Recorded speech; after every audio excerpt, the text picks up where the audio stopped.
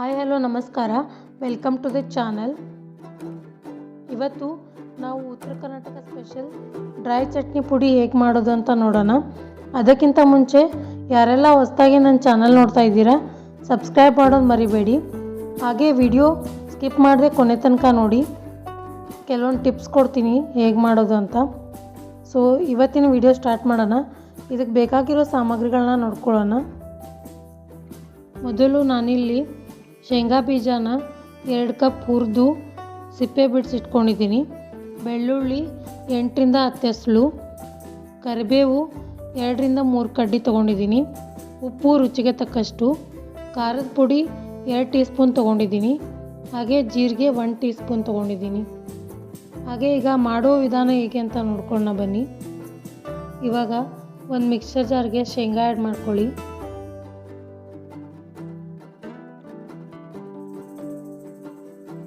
Next ಬೆಳ್ಳುಳ್ಳಿ add ಮಾಡ್ತಾಯಿದ್ದೀನಿ.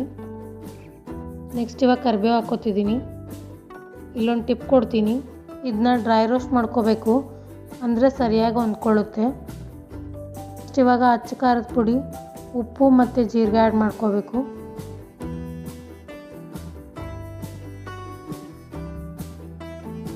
ಇವಾಗ ಪಲ್ಸ್ ಮೋಡಲ್ಲಿಟ್ಟು ತರಿಯಾಗಿ ಗ್ರೈಂಡ್ ಮಾಡಿ.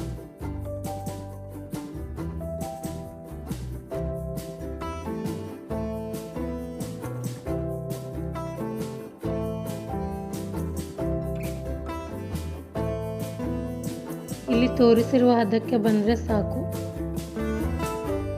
ಹಾಗೆ ನಾನು ಇವಾಗ ಸರ್ವ್ ಮಾಡ್ತಾ ಇದ್ದೀನಿ.